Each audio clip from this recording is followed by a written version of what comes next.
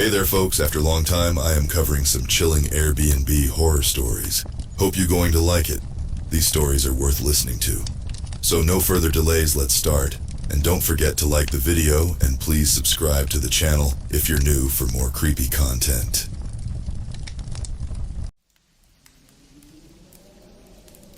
I heard the noises last night but thought nothing of it.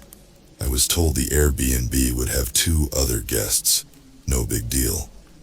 But this morning the 2 guests just arrived. I have no idea what that was in the basement. I greeted them trying to keep my cool. It's always awkward sharing a home with random people. You don't know them, they don't know you. What's stopping any of them from doing something at night? Breaking into your room, stealing your stuff, killing you? Rod entered first. A loudmouth burly guy wearing a construction vest. He was carrying a toolbox and luggage. He was here for the same reason I was. Work. "I need a beer," were his first words after I gave him a feeble wave, and he looked right through me. It was 9 a.m. Layla came after, dropping her luggage in the foyer of the old home. She looked at me with a friendly smile and said, "Hello," with an Australian accent. Her smile faded when I just waved back. I think she noticed my blank stare. Luckily, her and Rod started to chat. My mind was trying to process other things, like what was lurking below the floorboards this very minute. If they just got here, what the hell was down there? I shuffled my feet as my head hung down. I could see the cracks in the floorboards now. The noise I heard last night started to echo in my eardrum. It was just after midnight when I heard it. At first I thought it was coming from the kitchen, but when I peeked my head out my door it was muffled. It reminded me of children running on asphalt as their wet feet smacked the black top. The idea sprouted in my mind that it could be something eerie. After all, I am in a stranger's house. Just the guests arriving, I thought. I went back to bed. Sleep came easy. I was more anxious at meeting someone new at this hour, rather than facing some ghost or animal or whatever. I'm glad I didn't go and explore. I'm glad I went to bed. I want to leave this house now. "You okay?" Layla's accent broke me out of my trance. I looked up to see her a few steps away from me with a concerned look. "You idiot." Staring at the ground like a loser was all my mind could muster. "All good," I croaked. We all exchanged pleasantries, what our names were, why we were here, etc. Layla was visiting a friend. She traveled all the way from her home country of Australia. Rod was here for a new highway being constructed. He was the site foreman. Me, I was here for work too. I work on automotive robots. There seems to be an automotive plant on the outskirts of every city in the US, so I travel a lot. Rod kept to himself, cracking that morning beer. But Layla was the chatty type. She got it out of me eventually, the noise I heard. Maybe it was her smile and her persuasive attitude. Or maybe it was just the attention she was giving me. It's hard to make friends when you're an introvert. I went up to my room after the awkward greetings. I started researching what I'd eat for lunch. My work was covering all expenses, the Airbnb, food. As I had just found a great place for takeout, a knock came at my door. Come in," I stuttered. The awkward response to the knock gave me flashbacks of being at home, letting my parents know I was decent so they could enter. What a stupid response. The door opened and I saw Layla's smile again. I enjoyed her presence. "Hey, I don't know much about this town. You want to walk with me? Grab lunch? Rod seems to be busy with other things." It caught me off guard. Why would this girl want to hang out with me? A part of me wanted to say no, but her charisma was too inviting. We went to a nice sandwich place a few blocks down. I told her everything. God, I'm so dumb. "Only you were in the house," she responded. "Yeah, no one else. The Airbnb owner told me you'd all be coming in the morning. I was the only guest booked." Layla sat there thinking. Then she perked up. "Let's have a look in the basement when we get back. It'll add some excitement to the day." My heart started to race. There's no way I was going down there. But her soft voice and energy pulled me in. This girl was interested in me. She didn't even think my story was crazy. How could I say no? We got back to the house, and I hoped she had forgotten. Lunch was great, but I kept kicking myself for telling her about the stupid noise. A little bump in the night and I acted like it was a break-in or something. But she didn't hear the noise. If anyone did, they'd be as scared as I was. Wet feet on pavement. It was abnormal. My hopes were crushed. The second we were in the foyer, Layla was heading for the basement. It helps if I explain the home. The house was an old one, something you see on the outskirts of cities in those quaint streets lined with city homes. Always on a hill. Brick that's older than I am. A roof that's been replaced too many times. And a porch that creaks even when no one's standing on it. The Airbnb ad explained it as a cute, historic 3-bedroom home, walking distance to downtown. The inside was your typical layout: walk into a cramped foyer, enter the living room. The door to the basement is right there. You either continue walking into the kitchen or turn and head upstairs to the bedrooms. Layla stopped at the door leading to the basement. It had the appearance like it had been painted one too many times. Thick, white paint blotches, some that were peeled off in places. She grabbed the doorknob, then turned to look at me. She smiled and my heart raced, partially from her aura, and partially from where we were about to go. The door opened, and we were hit with the smell of dampness and mold as cold air rushed up to meet us. Layla took the first step down, and wood groaned as if it were an animal being stepped on. She descended into the abyss, running her hand along the wall looking for a light. I took a deep breath, then I followed. I heard Layla call up as her hand fiddled with something. The light isn't working. Of course, just what we needed. My heart already felt like it was going to explode. And now this. Let's just go back. I was probably dreaming. Anything to get me out of this mess. But Layla just chuckled in the dark. Even though I couldn't see her, I knew her smile was beaming. Come on, let's find the culprit of your scary noise. As she responded, the light on her phone turned on. I was right. Her smile was there. I couldn't help but smirk back, even knowing we were entering no man's land. Wet feet on pavement. That's not a noise you forget. It drummed in my mind like a death tone. We reached the basement floor. Under my feet, it felt like compact stone. I turned my phone light on too. Concrete walls dripping with wetness. Old wooden beams covered in cobwebs. Insects scurrying on the floor that hadn't seen light in years. A rat in the corner with its back turned to us, eating something. A lone hallway stood before us.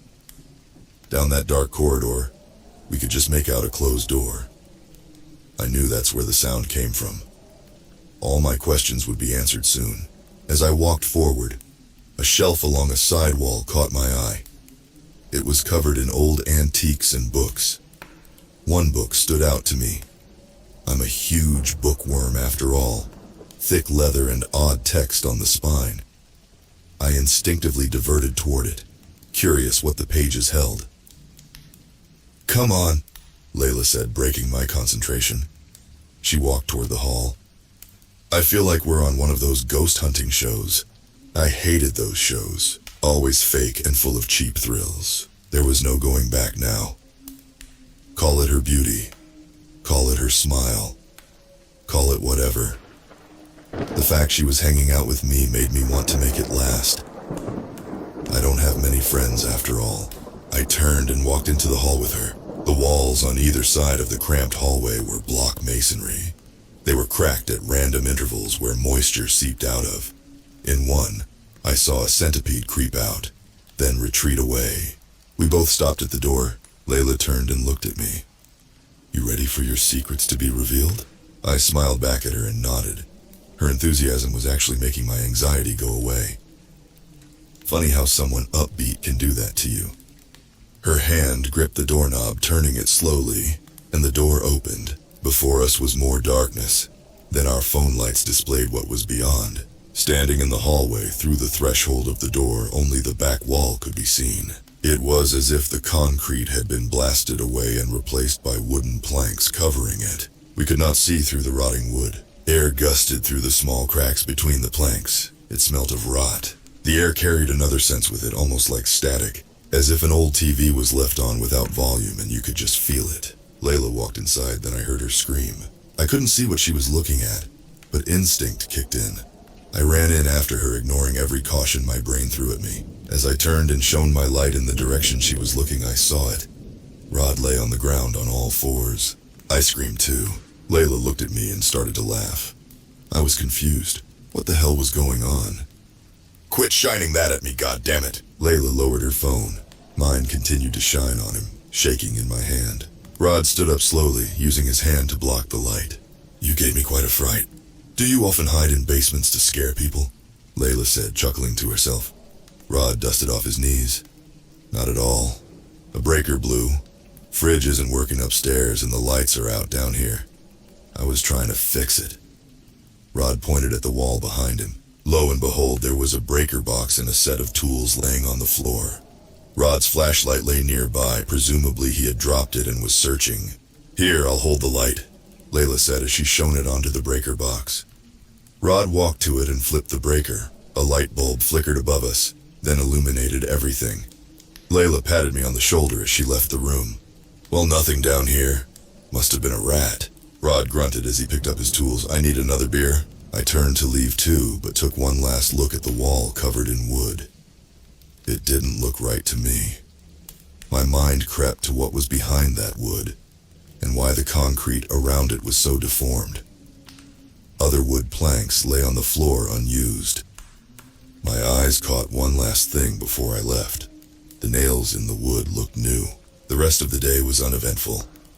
Everyone relaxed, as tomorrow was Monday. Rod and I would be going to work, and Layla would be free to explore the city some more, before moving on to her next destination. As night approached, my anxiety crept back. I knew the sound would be back. I knew something else was in that basement. God, I want to leave this house. A knock came at my door. Layla's voice came from beyond. "Hey, you want to watch a movie or something?" How could I say no? I forgot about the noise as we sat there. I won't get into any other details, but I walked back to my room with a smile. It was late, and I was tired. I fell asleep quickly, but that didn't last long. My eyes shot open as I heard it. Wet feet on the ground. It echoed in the home. Then another noise. I jumped in my bed as a light knock came at my door. I sat holding my breath as my door creaked open slightly. Layla whispered, "You up? Let's go check it out." Shit. The noise in the basement was nothing like I imagined. Oh God, I wished we never went down there. I couldn't say no to Layla when she was at my door. I crept out of bed with a smile. With a damn smile. As I approached her, she was smiling too, as she always was. Little did I know what I was about to see. "Are you ready, scaredy cat?" she jabbed at me. Yeah, it was all I could make out. At this point, the noise wasn't in my mind. Just the thought of my breath. I hope it doesn't smell. That's what was going through my mind like an idiot. As if I didn't want Layla to think differently of me. As if my breath could change that. As we crept down to the living room, I caught a glimpse of Rod's room and the door was closed. He looked like the type that would snore, but I heard nothing coming from within there. Our walk was silent. As we reached the living room, I saw the mess before us. An abundance of empty beer cans on the table. Rod must have been busy. Layla didn't pay any mind. She walked right to the basement door. As she did so, something else caught my attention on the living room table. A thick leather book, the same I had seen before. My interest was broken as Layla spoke in her soft tone. "Time to solve this mystery." I walked to her and we opened the basement door. The same musty smell hit us. But something odd happened. The static feeling I felt before was present, only lingering. Not as strong. Prior it was just in the one room. Now it had crept this far. "Did you feel that?" I asked. Layla's hand ran along the wall, looking for the light. It switched on, and the light bulbs flickered. She turned to acknowledge my comment, giving me the slightest of smirks. Creepy. My chest was tight. The thoughts of my morning breath were long gone. We were entering the depths, and I couldn't turn back because of a girl. We reached the bottom of the stairs and stepped onto the stone floor. The old lights continued to flicker, creating a light show that could give me a headache. The basement was different this time. The shelf against one of the walls was a mess. Trinkets were on the ground strewn about. Books were missing. No insects moved on the ground as if they were dead or asleep. The rat that was in the corner last we came lay motionless, dead. None of this gave me red flags. None of this made me want to run back up the stairs. All because Layla just turned back to me with a smile, reached for my arm, and gently pulled me along. It was invigorating, like I was finally doing something adventurous with my life. I'd go wherever she'd take me. Then, I saw it. What was on the walls? The potential reason for the sounds that had woken me up both these nights. Wet footprints, all over the damp concrete walls, through the wetness creeping through the ancient cracks, and leaving trails everywhere. "Layla," I croaked. She turned to look. She let out a gasp at the sight, then her shoulders relaxed. That damn smile. She turned to me again. "Rod's gotta be fucking with us." I thought she was right, but this was too much now. I didn't know the guy. I barely spoke 5 sentences to him and he's fucking with me. What kind of a sick joke is this? We were at the end of the hall now. I couldn't take my eyes off the footprints. No one could stand upright in here diagonally. It was making my mind turn. It had to be Rod playing a joke. Layla didn't even count down, she just flung the door open. The static feeling was worse in here. Now, I truly had a headache. The smell didn't help. I almost gagged as the aroma of rotting roadkill hit my nostrils. I covered my mouth instinctively. No morning breath could outdo this. The lights flickered in the small room. Layla walked right in, holding my hand now, and pulling me along. I was on high alert. My head swiveled every which way in the small room. I noticed all the footprints on the walls led to the broken wall covered in wood. I also noticed that there was no more extra wood on the ground. Someone had nailed it to the wall along with the other planks. Below the wall, Rod's tools lay scattered. "Damn," was all Layla let out. She let go of my hand and walked toward the wall. My heart skipped a beat. I had to stop her. "Layla, don't," I said as I reached out to grab her arm again. That's when we heard it behind us, down the hall. The sound of wet feet on concrete. My lips trembled. Layla moved closer to me.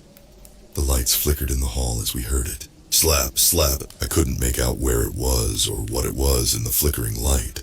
We were instinctively moving away. My back soon hit the wooden planks. We were cornered. In the hall, it continued to come. Slap, slap. Walking slowly, Layla yelled, "Rod, fuck off. Quit messing with us." Quicker now. Slap, slap, slap, slap. With each step, I heard water drip and splash on the ground. Then I saw it. As the lights flickered in the hall, it emerged, running toward us. Humanoid in shape, it walked on the wall diagonally, defying gravity, defying nature. It was hunched over so it could maneuver, and its wet feet moved unnaturally, sticking to the wall like a spider's. Layla and I both screamed as it ran toward us. Slap, slap, slap, slap. I reacted in an instant, reaching down for the nearest tool. My hand grasped a hammer. Then it was upon us. It seemed to jump through the door opening. Water sprayed in all directions as it maneuvered, or what I assumed was water. Then it hit us like a truck. I don't know what happened in that instant. All I know is I slashed the hammer downward and hit something akin to jello. Layla and I went sprawling back, and there was a noise of breaking wood. I laid there in a daze. My headache was at an all-time high. I rolled to the side and saw Layla. She was motionless next to me. I tried to stand. The lights continued to flicker, letting in a little light through the hole in the wooden boards. We were in the boarded off room now, having been launched inward by whatever jumped at us. I turned and stepped in something squishy. My reaction was to stumble back, causing me to trip on Layla's motionless body. I hit the ground with a thud, then reached for my phone. Anything to give me light. Anything to let me know where the monstrosity that launched at us was. My phone's light came on and illuminated hell. I had stepped on Rod's face, or what was left of it. He lay there on the ground, splayed open like a lab rat, his skin hanging in tatters. My mind couldn't comprehend anything that was occurring. Nothing can compare to the first time you see a dead person, or whatever this truly was. In that instant, I could have went mad. Layla moaned on the ground. Rod wasn't going anywhere anytime soon, so I hunched over to help. Layla was my lifeline at this point. Helping her was the only thing keeping me sane. The only thing keeping me moving forward. I had to get us out. Layla, I said as I shook her. You okay? We need to get up. We need to get out of here. Her eyes flickered open and I saw recognition. That was a good sign. She wasn't hurt or concussed. She sat up slowly with my help. I lifted her up, and my light illuminated the gore on the ground. Layla didn't react. How do you even respond to whatever that was? You don't. Your mind plays tricks, pretending like it's a movie or prop. But I knew better. No was all she said. She pushed off me and stumbled. I was confused. I reached for her. Layla, we have to go. Was she hurt and I miscalculated? Concussed? She walked deeper into the room, walking like she was drunk. No, we can't leave yet. We haven't solved it. This wasn't a Scooby-Doo episode. This wasn't time to play ghost hunter. This was real. I went after her. I shone my light in her direction. I caught a glimpse of Layla running into a desk at the back wall. The second she bumped into it, lights of various colors ignited. It took me a moment to comprehend as I walked toward her. Screens booted with green text code. Odd instruments came to life. Lights of all colors, red, yellow, blue, green, flashed like a Christmas tree. It was some archaic computer system. Wires hung onto the ground and led toward something. My curiosity got the best of me. My light followed the trail. What it led to was not what I expected. Rather uneventful compared to Rod laying behind me. It was a stone pedestal. The cords all attached as if they were stuck to the stone to monitor them. The stones were laid out in a circle, about 8 inches off the ground. It reminded me of some twisted sacrificial landing. Layla spoke. This is it. I snapped out of my trance at her voice. Time to leave. I gently grasped her arm. Layla, we're going. We need to call the police. We need to get the fuck out of here. That's when she turned and looked at me. Her smile. That damn smile. We're not going anywhere. Slap, slap. The wet sound was back, my head twisted in its direction. Rod was standing up. His skin was falling off like loose chicken meat on a bone. I cried out as Rod ran at me for the second time. I sidestepped, tripping on my own feet. He continued forward, landing onto the stone pedestal with a wet slap. The room was silent. Then Layla laughed. My cell phone was on the ground now, pointing up and illuminating the whole scene. In slow motion, I saw it happen. Layla lifted her hand and hit a red button on the desk. In an instant, the static feeling came like a wave of bees attacking my ears and brain. Then, Rod vanished from the pedestal, or what was left of him. It was as if he teleported away. My mind couldn't comprehend any of this. My lifeline, Layla, was crazy. She had hit her head too hard. That was my only explanation. Or worse, she wasn't what I thought she was. This was out of my control. I ran for it. As you know, I'm an introvert. I don't get out of the house much. Physical activity isn't my thing. Layla caught me easily as I was slipping out the hole in the broken wood. I was dragged inward. She punches harder than you'd think. I was then hit me with something else, presumably the hammer. As she wailed down on me, my heart was crushed. And not by her death blows. The one girl that gave me attention. The one girl who I so badly wanted to be with these last 2 days. She put me on the pedestal. I couldn't move. My head was pounding at that moment. I felt it bleeding. My ribs were broken.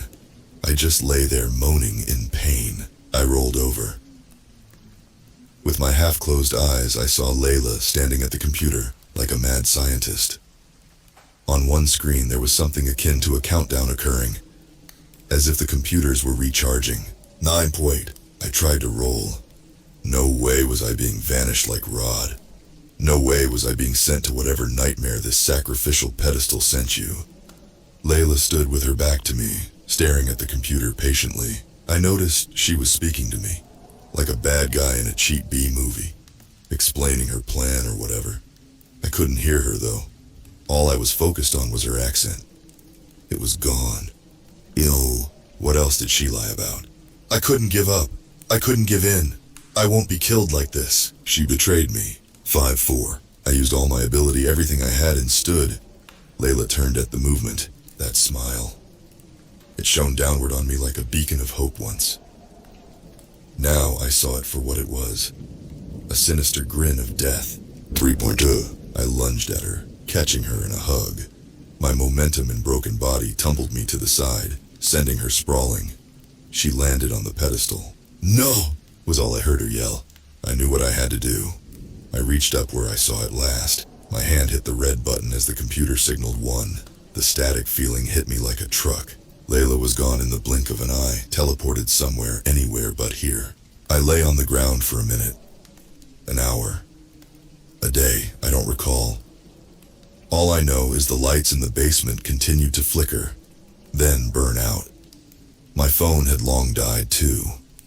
Eventually, I was able to move again. I didn't bother to look around the basement. I didn't bother to do much of anything. All I wanted was to leave this place forever. I stumbled through the small broken wood gap.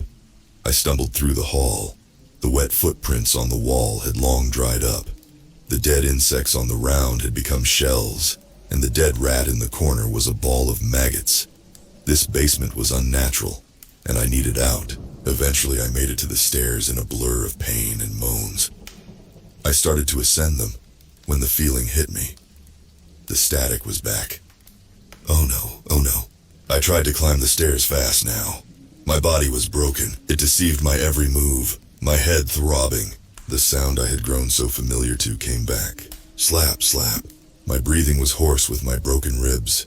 I fell forward and continued on all fours, pulling myself upwards. The door was open. I just had to get there. Slap, slap, slap. The wet sound came faster now. It was coming from the room, entering the hallway, heading to me. I reached up to the top of the stairs and gave it my all for the second time. I stumbled through the doorway, like a demon crawling out of hell. I swiveled in place and grabbed the door. Slap, slap, slap. Then I saw her, or what was left of her. Layla stood on the wall below the stairs, diagonally, and looking up at me. Her body was melted as if by radiation. Bits descended to the floor, dripping like water. In the darkness, all I could see were her teeth through her melted cheekbones. They were smiling at me. Then she lunged. Slap, slap, slap. I slammed the door shut and she hit it with a wet smack. The door stayed put. I stood up in a burst of adrenaline and did what I could, grabbing the living room table, causing everything to fall off of it. Beer, books. I placed it before the door like a barrier. Anything to keep her away, anything to help. I lay there exhausted. No movement came from the basement. I prayed to whatever God created such horrendous things in this world to please just keep them away from me. I prayed to be saved. Eventually I was found when the next Airbnb guests arrived. They helped me to my room, to rest, to gather my things. The ambulance came and took me away. As I write this, I'm back home, nursing my wounds, trying to figure out what the fuck happened. The police said the basement was empty aside from some computer equipment. The Airbnb owner is being investigated as we speak, but apparently they just recently bought the place. Haven't gotten around to fixing it up. Everything in the basement was from the last owner. I have a souvenir though. I grabbed it as I was taken away from that house, stuffing it in my bag. The thick leather book with the odd symbols on the spine lays before me. It's filled with abnormal things. Equations I don't recognize. Concepts that are otherworldly. Designs of machines, mechanical and organic. No one believed my story. No one cared. The only person that believed was Layla. Maybe this book will help others understand. I just want my story heard. Evil is out there. Don't go hunting for it at an Airbnb.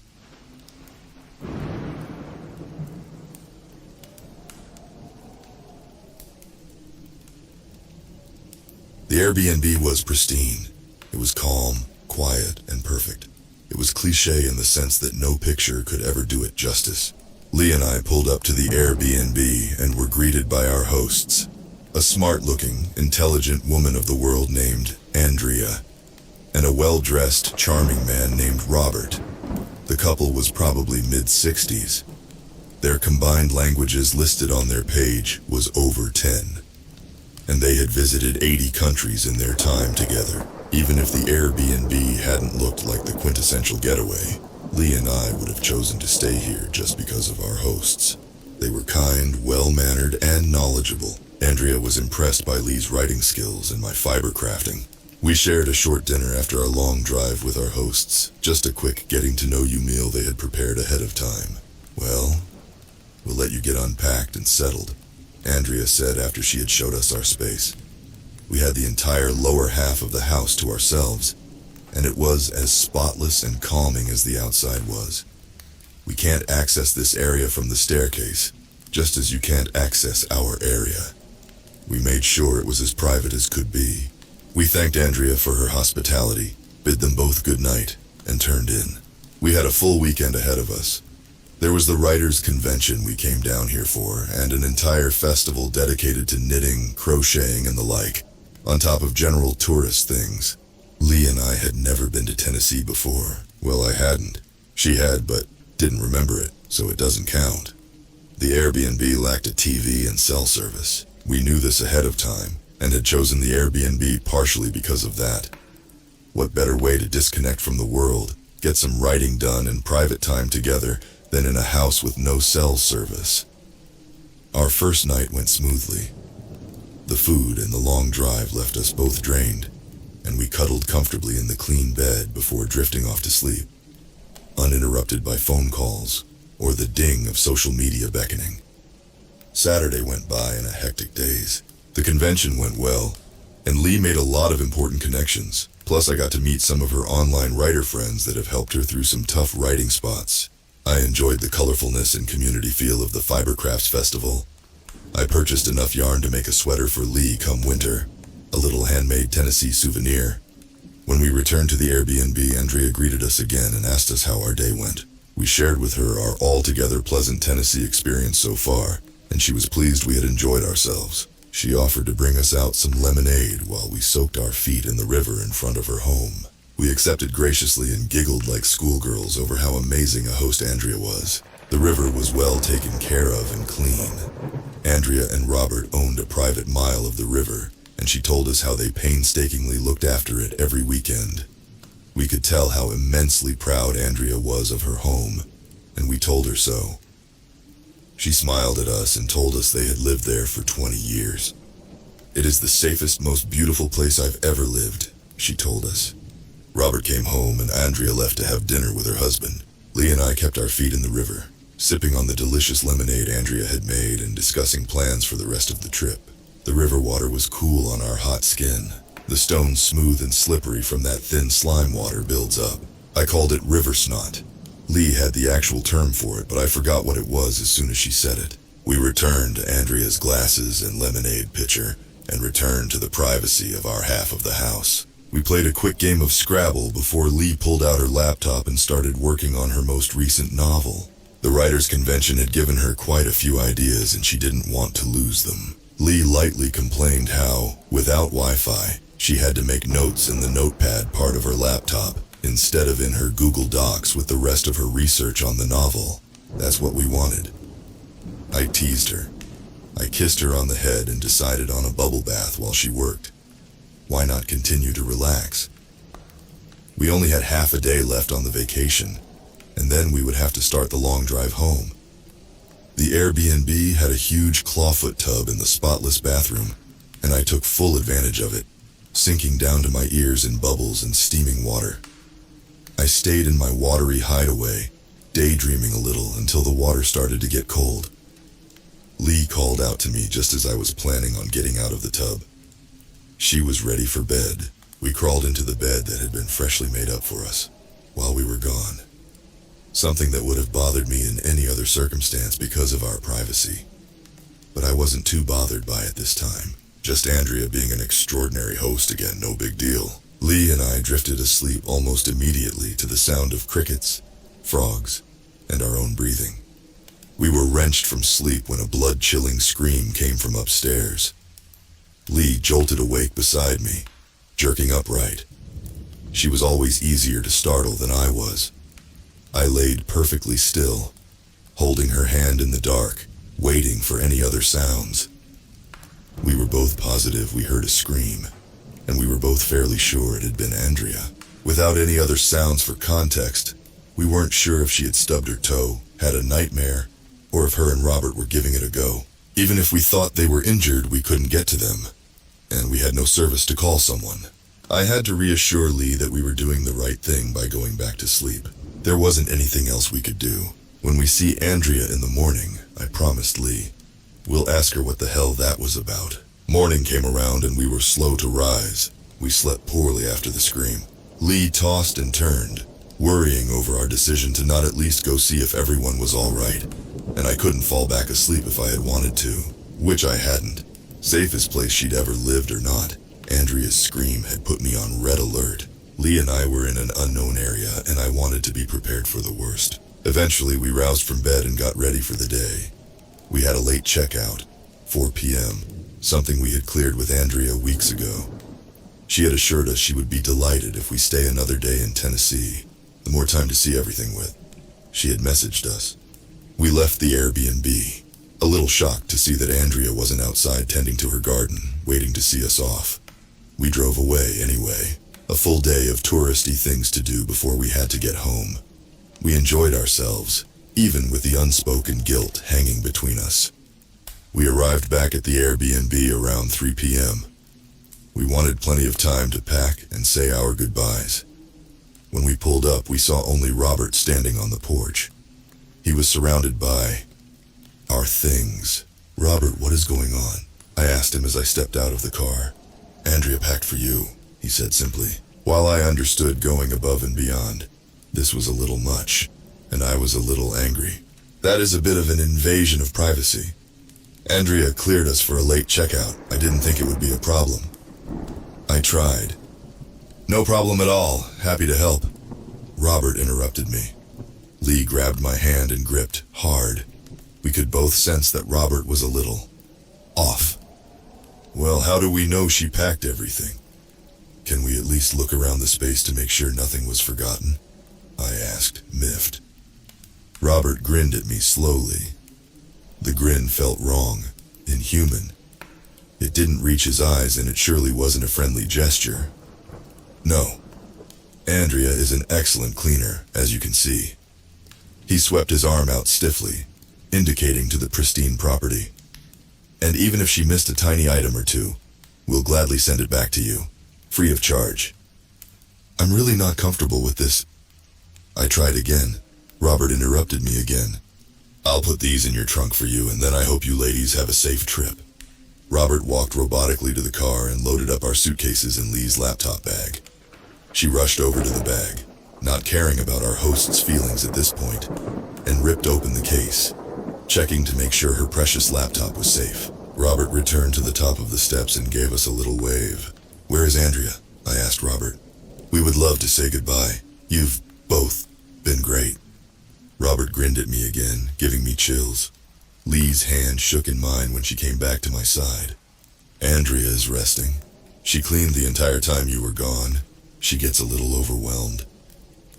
I saw nothing else we could do. I knew that as soon as I had signal, I would email Andrea to make sure she was all right, and thank her for all she had done for us.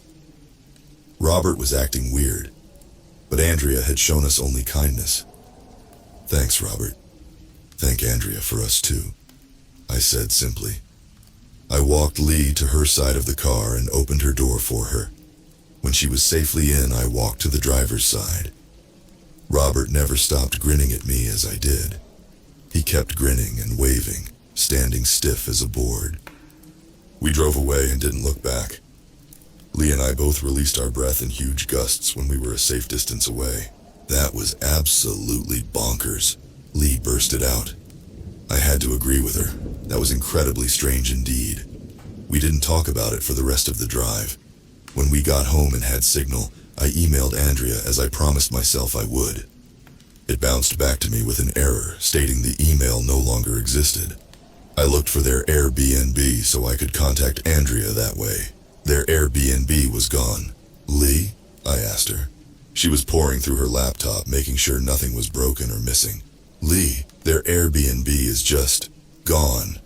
And any mention of their home in my notes is gone," she told me. She spun the laptop around and just pointed at the screen. I couldn't know what she wrote, of course, but I believed her when she said bits were missing. "What the hell happened down there?" Lee asked me, her voice shaking. I have no idea. I wish I had answers to soothe her, soothe myself. I wish I knew what steps to take next. Did we call the police? Tell them that an old guy packed our bags and removed his home from Airbnb? Tell them we didn't see the usually chipper Andrea on our last day. Maybe they should check on her. Lee and I discussed it. We didn't live in the area. We didn't know how the police would react, or if they would even help. Perhaps Robert was just done with Airbnb. Perhaps Andrea really was just overwhelmed cleaning up that big of a property. We would let it go for now. I checked the local news for that area daily. I figured if anything did happen that was malicious or strange, it would be a while before we heard about it. Robert and Andrea's property was 2 or 3 miles down a gravel road, completely isolated from the other houses in the area. I didn't know if they had friends or living family that visited often. I didn't know anything about them other than what they posted on their Airbnb page, really. And that no longer existed. 4 months after our trip to Tennessee, Lee started planning another vacation. She wanted to use the Airbnb services again, but this time maybe we'd travel west and stay a little longer. She was excited, having forgotten about the weird end to our last Airbnb visit. I tried to share her excitement, but I checked the Tennessee local news again before I agreed to anything definite. There was a small blurb written that made my heart sink. The body of 62-year-old Andrea Witt had been found in the river. When they tried to inform Robert Witt, 65, and question him, they found his body long dead in their home. He died of a self-inflicted gunshot wound to the head. The note next to him simply said, "I'm tired." There was no other explanation offered for why he suddenly killed his wife and then himself. I have yet to figure out how to tell Lee. She said she's just booked a quaint Airbnb out in Colorado. So I found myself in an unusual situation, unsure where else to turn with this story that had been tormenting my mind. After much thought, I decided to share with you. I changed the names and everything from the original, but I should probably give some background. I got this handwritten letter with no return address in the mail the other day. I know Dan pretty well, but I haven't seen or heard from him in a while. His phone is off, and no one else who is friends with him has any clue to his whereabouts. I contacted the authorities, but more time needs to pass before a search can start. They told me this is probably a prank, but I'm not so sure. I haven't actually seen Dan in a couple of months.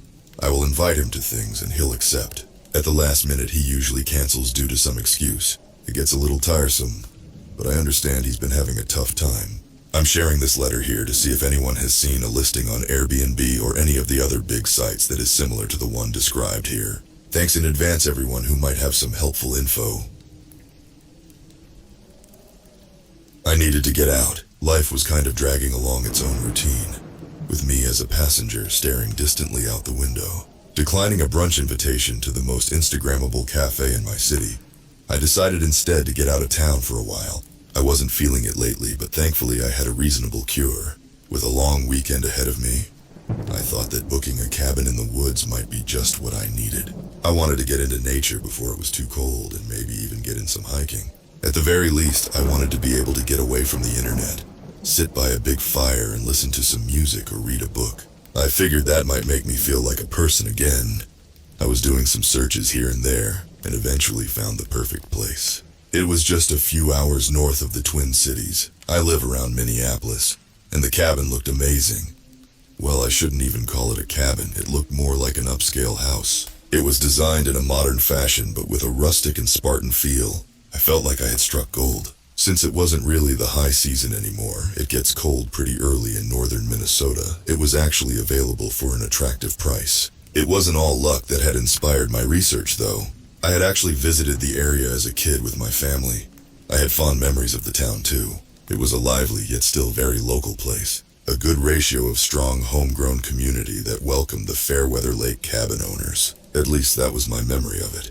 Hell, for the quality of this house and its price, I would have considered half a dozen other towns that are truly god-awful dried-up places. This would definitely do.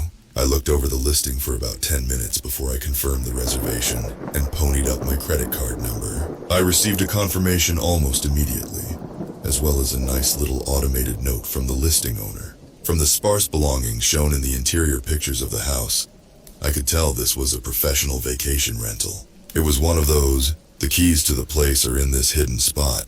Please put them back there and tidy up before you leave, kind of deals. My reservation was for that Friday, so I figured I'd be all ready to go and could take the afternoon off of work that day to head straight there from the office.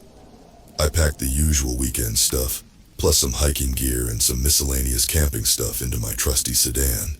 Before I finished up on Thursday night, I made sure I had all my emergency roadside supplies.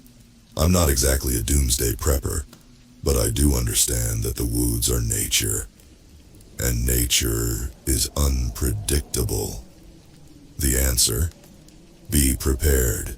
The drive up was weird. I was glad to skip the usual Friday rush hour traffic, but zooming out of the city so easily brought me into this odd half-suburban, half-countryside environment within just an hour or so of departure. There's this kind of bland acceptance of modernity that seems to be pervasive. I felt an unease throughout this portion of the drive.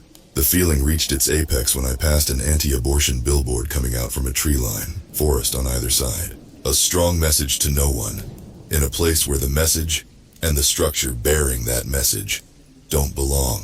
It was kind of a portent of all of these bad towns I passed by, many of them seeming to only subsist by virtue of proximity to a major highway. Places alive on the outside, but hollow at their core. A pit stop for gas and some groceries on a deserted main street all but confirmed this feeling. A liquor store was open though, so I grabbed a bottle of whiskey too. Then it was back to the road. Once my traveling had taken me off the highway and onto a somewhat twisty county road leading me to another, even twistier county road closer to my destination, things picked up. With way less people around, I felt like it was no longer obnoxious to turn my music way up. It was easy to pass the time on a single-lane road with no one else going in either direction, even on a Friday. Refreshing too. A few hours driving really melted into a few moments once I was on this route, and it was only early evening before I arrived into town. It did take a little longer than I thought to get out there, but I didn't mind. From every indication that I could glean as I arrived, the town of Dodonpa was doing well. There were cheery people walking about the main street, stopping and chatting with each other. No one looked as if they were in an opioid trance, and the buildings were well maintained. That unsettling, decrepit feeling I got from my pit stop, and that billboard was vanished, replaced with an infectious, cheerful optimism. People were getting back from fishing at the nearby lake, boats towed behind them, or their nicer, newish-looking cars were parked outside the few watering holes scattered throughout the small town center. My destination was on the other side of town, so I had to drive right through the main drag to get to the tiny road that would take me to my cabin. The map I was sent after I had confirmed my booking showed that the property was actually adjacent to a state nature preserve, which was great news to me. It was remote, but I could probably ride a bicycle into town if I had brought one. I drove slowly, taking in the sights. I had a big dumb grin on my face until my eyebrows folded themselves into a hard furrow.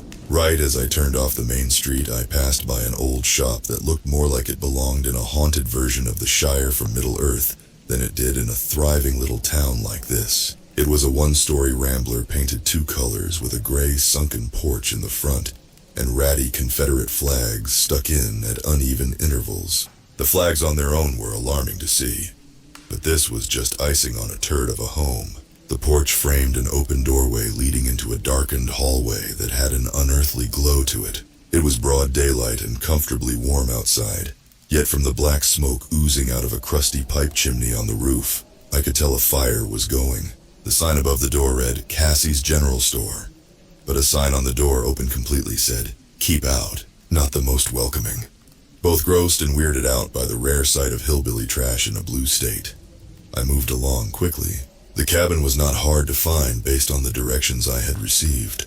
I arrived at the house and retrieved the keys from the most obvious fake rock I'd ever seen. The sincere unconcern for security here gave me a sense of relief. If this very nice house could sit on this very nice hill while being very vulnerable to any prowler and still remain untouched, I'd probably be okay for the weekend. I entered through the front door and was instantly taken aback by the sheer beauty of the place. The light perfectly cast a mix of homey orange glow over the predominantly wooden finishes, with the contrasting shadows crafting playful patterns on the floor and wall. I grinned to myself and set my things down to explore. The main entrance opened up into a kind of foyer which led to a very open kitchen and dining room on the right. On the left was a comfortable living room, and by the left wall there were stairs leading up to a couple of bedrooms and an office. This place could easily house 5-10 people, but it was all mine this time. As I toured the property, I started noticing small details that displayed an unexpectedly high level of craftsmanship. There were hand-carved moldings and custom woodwork everywhere. Nothing appeared to be prefabricated. In my adulthood, I had only rented apartments, cheap ones from jerk landlords usually, and only ever possessed IKEA furniture.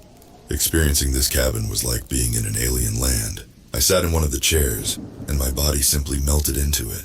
The comfort of this chair was astounding, a perfect fit. Whoever put this house together had paid the utmost attention to every detail. I was grateful for it, kicking my legs up on the ottoman and soaking it in.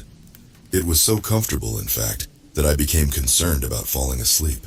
I figured I would have plenty of time to check out the rest of the cabin later that night. For now, I really wanted to get a sense of the surrounding land and the state nature preserve, just visible in the backyard. According to a laminated map of the property that was neatly placed on the kitchen counter, if I walked straight for the tree line from the back porch, I would find myself in the state preserve. The door to that porch was directly behind the dining room, so from where I was standing in the kitchen, I only had to look to my right to see this path. Through the beautifully framed glass wall that the dining room was nestled into, I could see both the porch, the tree line, and a light path in the grass leading to it. I threw on my hiking shoes, grabbed the keys, my bottle of water, and a compass, and headed out the back door. As I trotted over through the soft grass, I took in the air. It felt great. The sun was shining warmth on an otherwise cool and brisk day. A boatload of tension melted off my shoulders after even just a few steps. Realizing this, I reflected on why being in a place like this provided me with such a significant amount of relief. Ironically, now that I had spent so much effort getting out here, alone, I kind of wished I had someone to keep me company. I definitely valued the solitude, but it struck me when I realized that for the first time in a while, I wanted someone else to be around. It was kind of a nice change of pace, mentality-wise. I thought of a few people I might have brought up here, but I doubt they could replicate the same mindset I was in. Maybe it was the way the people on the main street I had passed through were interacting with each other. People from all different stages of life, and actually kind of diverse for northern Minnesota, were getting along with each other.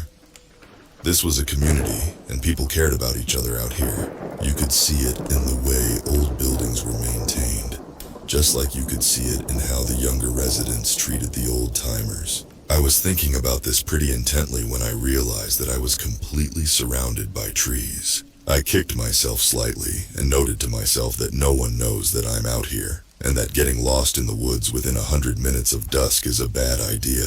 I looked behind me and could see the opening where I entered. It was only about 50 feet away. I checked my compass to see that the opening was right in the middle of the south and southeast indicators. Now, if I got a little turned around, I at least knew if I basically headed south I would be okay.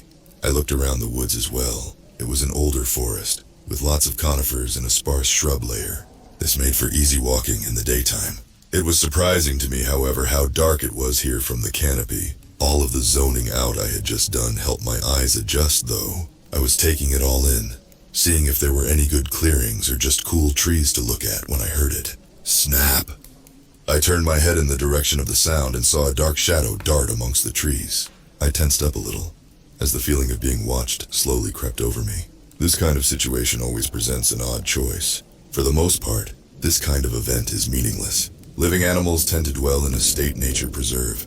However, being alone in the woods means there is always a chance of being torn apart by an insane murderer with no one ever knowing. I have found that the best course of action is to try to confirm the meaninglessness of the forest sound without increasing vulnerability to insane murderers. Besides, the sound and the shadow seemed to be at least 100 yards out.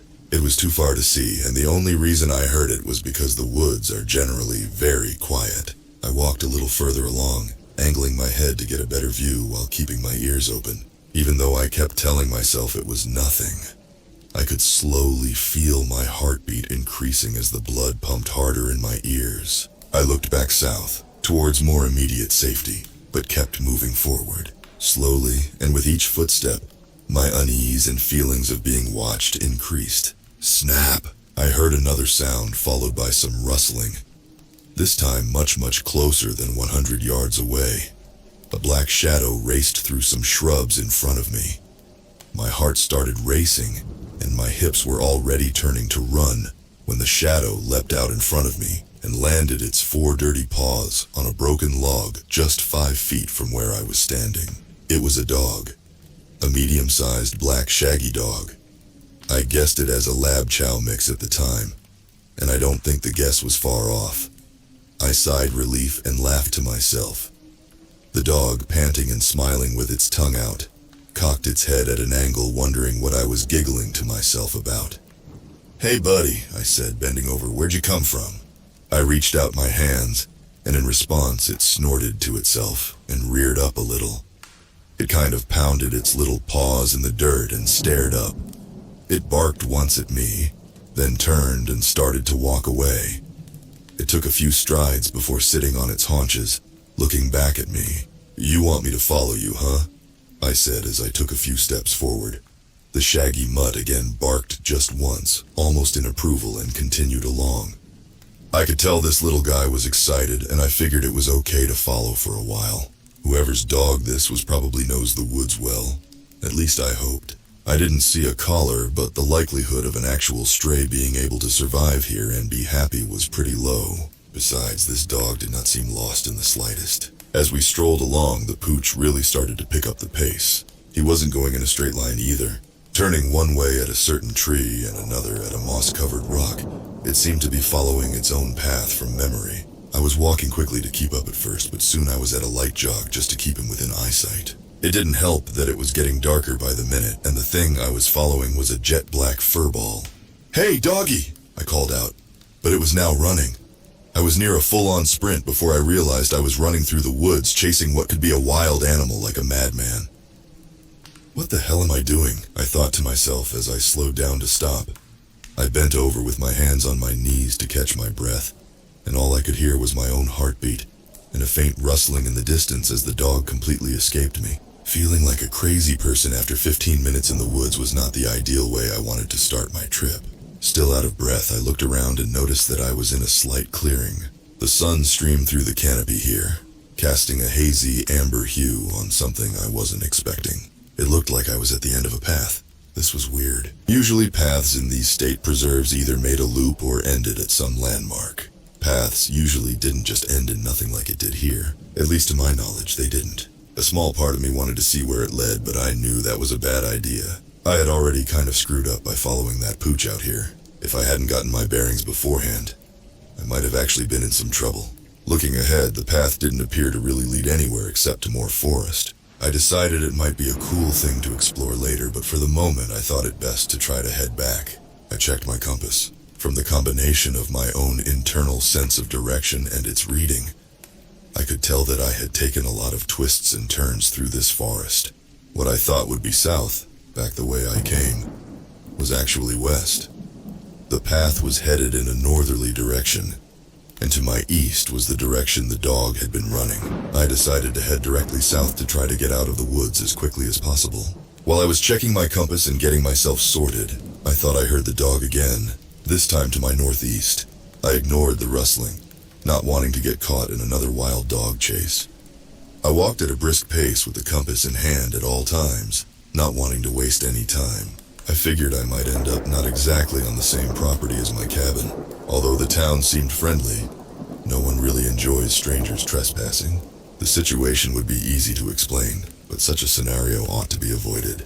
I wasn't stressed out as I hadn't actually wandered very far. I was walking to avoid having to go through big clumps of trees, constantly checking my orientation to make sure I was going the right way. I had circumvented an outcrop of birch when I realized I was going a little bit too far in a southeast direction. As I walked and studied the compass, I failed to notice a thick root on the ground and tripped a little, falling down on my hands. "Crap!" I half muttered, half shouted as I picked myself and the compass up. "Better watch out," a voice called out from behind me. Jesus! I whirled around to see an elderly man with a cane, wearing a golfer's cap and dressed in a flannel and sweater vest, with cargo khakis and rubber mutter boots, standing just a few feet away. "Not quite," he said as he smirked to himself, amused at my alarm. It must have occurred to him that sneaking up on a stranger in the middle of the woods is not a very nice thing to do. But he also must have known that he appeared completely harmless. "Oh, sorry," I said, recovering from my bewilderment. "I got a little turned around out here. I'm just heading back to my cabin." I put the sentence out there, and it seemed to be caught by another rustle a few feet away. I turned my head to look past the old man, but he kept his eyes fixed on me for a few seconds. An odd moment passed between us as the rustling got closer, and the black dog emerged from behind some ferns. The little rascal had the same silly grin on its face as it circled around the man, stretched out, and then sat on his haunches beside his owner. The old man could see the recognition in my eyes, and reached down to scratch the dog behind his ear. "Looks like you met Donnie," he said to me. "He didn't make you chase him, did he?" "I wouldn't say he made me," I said with a small chuckle. "But I suppose you could call it that." "Ah, well, that's his M.O., all right. We don't get too many folks out here, and this guy loves people," he said, grinning at the dog. "You don't get a lot of people out here?" I said, puzzled. This was beautiful country, and I couldn't imagine the cabin I was staying at would suffer from a lack of renters, especially with the bustle I had just seen in town. "Well, we get plenty of people visiting town, and plenty of the cabin people have their friends out all the time on the lake, but hardly anyone comes to these woods. Most people are warned off by the time they get familiar enough with the town to want to explore it." He put this very plainly. Well, they're definitely missing out. Even the little run-in I had with Donnie here was a sight to behold. Sure don't like getting turned around by myself, but I guess I don't mind taking the scenic route home. "Well, you know how people are sometimes, superstitions and whatnot." His plain manner of speaking piqued my interest here, in a way I didn't altogether appreciate. "What do you mean superstitions?" "Oh, you know, native stuff, Indian burial ground and what have you. We're not too far away from a reservation. A few folks from the tribe live here in town, but it's all talk. Mostly people saying this or that happened and they saw a spirit or whatnot. I've lived right next to these woods for decades. It's all a big load of nonsense. I don't discourage it, though. More forest for me." He winked at me and gave a smile. "Oh, the cabin I'm staying at is right near here, too." I checked my compass. "Right over in, that direction." I motioned to the southwest. "Oh, you must be staying at Jerry's house. You're a lucky guy. We're next door neighbors, if you count a few hundred yards as next door." He extended his hand. "I am Al. This here's Donnie." I shook his hand, relieved to discover a simple reason for this weird talking old-timer to be out here. "Nice to meet you, Al. I'm Dan. And nice to meet you, Donnie. Last time I let you get the best of me." The dog snorted as I spoke, spun in a circle and sat down again. Well, that was why I was out here, even though it's a bit late for the bush. This preserve was so close. I feigned some neighborly enthusiasm. "Well, you had a decent idea, but you're wrong about one thing." I looked at him, surprised again by how direct a northern Midwestern could be. "Must come with age. You're not quite in that direction." And he stepped a little closer to me. "You're more in that direction." He motioned a few degrees difference from where I had previously indicated. "You see that big tree just ahead of us?" I nodded yes. It was pretty distinct. "You walk to that tree and head directly southwest from there. You'll be back at that house in no time." I nodded in approval. "Hey, thanks so much, Al. As much of a sight as it is now, I really don't want to be out here without a light for too much longer." "No problem, and it was nice to meet you. If I don't see you again, I hope you have a nice time here in Dodonpa. Jerry's house is just a work of art too, isn't it?" he said knowingly. I nodded an emphatic yes. "Thanks again. Keep that little guy out of trouble now." I gave a wink to the dog, who let out a half bark of farewell as I started heading for the tree. I had taken a few steps when a question occurred to me. "Hey, Al." I turned around. To my surprise, he was still standing there completely motionless, staring at what once was my back.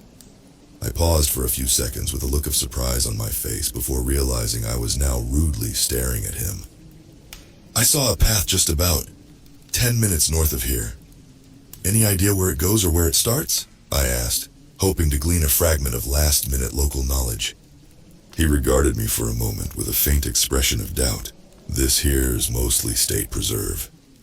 There aren't any paths that end within even a few miles of my property line, and those are all clearly marked. If you saw a path out there, it must have been made by the rain or something else. If you see it again, I wouldn't go planning a day around it or nothing." He left it at that. I kind of just blinked at him for a few seconds, trying to process two incongruous ideas in my head. "Okay, well, thanks again for the directions. Have a nice night." I turned quickly and walked away, trying to ignore the needles in my back that I could feel his eyes shooting. "Something else," he had said. That and the superstitions he had mentioned gave me a queasy feeling that I didn't really feel like addressing at the moment. By the time I made it to the big tree, I had made up my mind to forget the strange interaction and just enjoy my weekend. I checked my compass again, and it was easy walking to the southwest. It only took me about 15 minutes to see the opening in the trees again. When I emerged from the woods, I was only a few yards from where I had entered. Though it was only a short excursion into the forest, I felt like a lot had transpired. I was ready and eager to kick back and relax in these sweet digs I had for the weekend. I got into the house, took off my hiking boots, and sat back again in the leather chair. I let out a deep sigh and closed my eyes for a moment. The leather of the chair gave way to an almost floating feeling. I woke to complete darkness with that awful feeling of having no idea where I was. It took me a second to gather myself. My first instinct was to grip the arms of the chair as I gasped in surprise at my lack of surroundings. With no light pollution in the surrounding area, waking up with no lights on means waking up to complete blackness. Once I felt the incredible softness of the chair's arms, memory returned to me. Another sigh of relief. I sat there for a moment, now feeling rested. I felt silly and overly skittish. I talked with my neighbor, who was a nice old guy in the woods. That was literally all that happened to me since I had arrived. I got up carefully and extended my arms until I found a wall. Grasping in the darkness, it didn't take long to find a light switch, which I flicked on. The living room lit up, and was as lovely and comforting as it was in the daytime. I finally noticed the simple stone fireplace on the opposite side of the wall, and made a mental note to try it out later. I checked the time, and to my surprise it was after midnight. "Damn," I said aloud. The travel must have really taken it out of me. I returned from my stroll in the woods around 6. It was surprising that I slept so long, but it must have been due to the quiet of the environment. As I paced around, my stomach growled. I was hungry, having only eaten lunch that day. I was overdue for a nice meal. Luckily, I had some basic groceries in a cooler bag with me. I went around the house and figured out which lights corresponded to the switches on the wall. When I had set the right late-night cooking mood in the kitchen, I fired up the oven. I found a nicely seasoned cast-iron skillet in a cupboard, and took out a pair of steaks and a russet potato from my cooler bag. The cuts of meat were still pretty cool, so I opened the packaging and set it out on a cutting board, seasoning the pieces of beef and letting them warm up while I got the potatoes ready. As I was cutting the tubers up to boil, I like them mashed. I thought I heard something outside, like the pat-pat of hooves or something. Must be a deer, I thought to myself, and kept cutting. I'd put a pot of water on the stove to keep the diced potatoes in when I heard it again. It had a definite loping pattern to it, and sounded like an animal. It was pretty loud, though. It must be a deer, I thought to myself. I put the cast iron on the stove and cranked it high, pouring a little oil in to sear the steaks. I was too hungry to care until I heard the click-clack of hooves on the back deck. I turned my head to the right and saw what looked like the legs of a deer disappear to the left side of the glass wall, accompanied by the same hooves on wood sound. I stood there for a second, listening. I couldn't hear anything else. Doubt crept into my head, slithering along like a slug. I wasn't entirely sure that what I had just seen were deer legs. I thought I had seen hooves, and I thought I saw a leg. The leg, however, looked white. The queasy feeling crept back into my stomach. The nervous butterflies were flipping around as I walked toward the dining room to put lights onto the back deck. I turned on the lights and the whole porch was illuminated.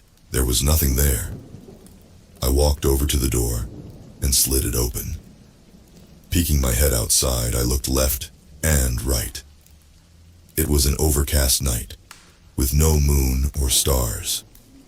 The feeling of being watched came back. There was nothing but cool air and darkness. "It's probably a deer," I said aloud. Sometimes just making a statement out loud can help if you're feeling delusional. I closed and locked the door to the deck, but left the light on. This day had been weird enough, and the only thing that was keeping me from being tired again was how hungry I was. I decided to make sure the front door was still locked. The keys were safely in my pocket. I approached the door, but thankfully I could already see the deadbolt was secured. I wanted to make sure the doorknob was locked in place just for peace of mind. I reached for the switch on the handle when I heard 3 loud knocks. Buckets of ice replaced my blood as a cold wave washed over me from my ears to the pit of my stomach and down to my toes. I was locked in place, staring at the doorknob. A few seconds passed in sheer terror as I thought of the nearest thing I could use to defend myself. No one should be knocking on anyone's door in this kind of a place at this time of night without a severely good reason. The knife was on the cutting board, and my bag was right next to the door. My hand was still a few inches away from the doorknob. I considered reaching out further to fully lock it, when I heard the voice. "I'm help, can you please? Lost?" It sounded like a female voice, but the words made no sense. I have played this frozen memory over in my head dozens of times, and I'm sure this is what I heard. I didn't move and I didn't respond. A few hours went by, but it couldn't have been longer than a 15-second pause. I heard 2 click-clacks on the stone outside the door, and then another 3 knocks, softer this time. "Please, scared. I'm so need lost. I'm help." It was a little more desperate this time and even more nonsensical. As soon as this event repeated itself, a little bit of clarity came to me. Hearing it the first time, I thought I was losing it. Now I knew 2 things. Whatever was on the other side of the door wasn't my friend, and I wasn't moving except to get a weapon. I didn't want to give any sign that I could hear them, but somehow I knew it could sense my presence. So I stood as still as possible, feeling my heart pound in my chest while trying not to hyperventilate. My eyes widened as I heard more clacking of hooves on stone. It sounded like it had circled around itself, taking 5 or 6 steps. The dog next to its owner from earlier in the day flashed in my head for a second. 3 more knocks. Urgent. Harder than the first time. "Don't door, you can worry the open now." I started shivering a little as I heard this. It was in a different voice, a middle-aged man's voice. If I had to pee, I might have. My throat was bone dry, and I was heavily considering going for the knife. On the one hand, this confirmed my suspicion that what I was dealing might not be human. On the other hand, it made me wonder if there was more than one of them. I didn't have much time to ponder. The door frame shook as the intruder pounded on the door 6 times. I kept still, feeling like I was free-falling into the bottomless pit of "oh my gut." Only I can cut through the woods, you can't. As these sounds entered my ears, I let out an audible gasp, then choked on my own throat. It was a child's voice, a little boy. As I tried to recover, it responded to my tell by pounding and scraping on the door, seemingly trying to get in any way it could now that it knew I was there. I fell to my knees in shock, just staring at the door with tears in my eyes like a dazed idiot. The whole house seemed to shake as the door was nearly beaten down. Out of nowhere, it all came to a halt.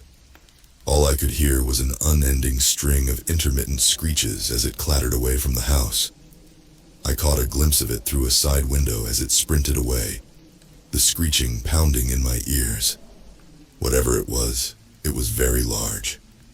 I was doubtful a knife would have helped me much if it had gotten through the door, and still the screeching continued.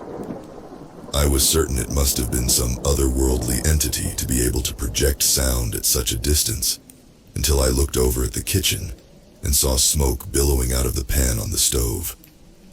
The smoke alarm was going off. I sighed relief and almost smiled to myself. I never expected one to save me like that. I had been visualizing the exact position of the knife while standing there in terror, but my eyes had been locked on the door the entire time. I let the alarm go on for some time, hoping it would keep that thing at bay. I removed the pan from the heat, with a pot holder of course, and carefully poured more oil in the pan to cool it all down. Eventually, I turned off the oven and the alarm. I wasn't hungry anymore. I switched on a ceiling fan and every light in the house. I then went back and locked the doorknob switch and proceeded to lock every window I could find.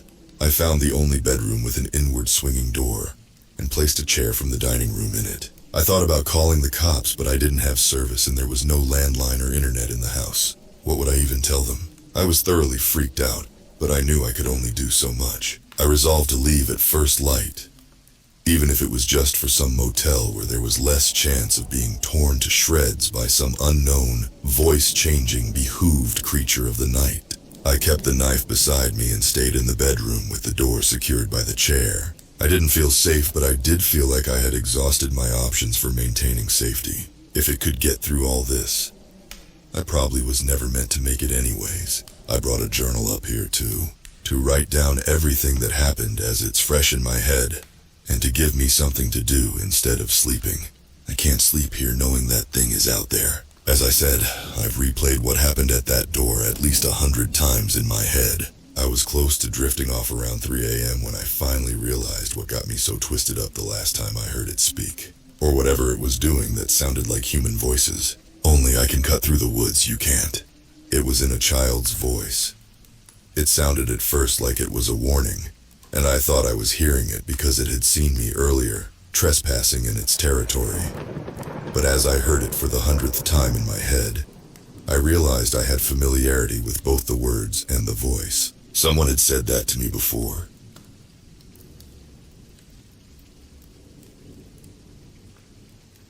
Well, there you have it, folks. A full anthology of utterly haunting and nightmare-inducing Airbnb horror stories. If you somehow made it through, let me know which of those unsettling stories disturbed you the most in the comments below. And if you haven't already, please help us out by giving this video a thumbs up and subscribing to the channel. It's outlets like this that allow these real-life cautionary tales to be shared with the masses as warnings. Your support means the world and allows me to keep curating and narrating terrifying stories from the darkest corners. And trust me, you won't want to miss the bone-chilling content I have planned next. Thanks for joining me once again. I'll be back very soon with more narrated terror. Until then, good night and happy nightmares.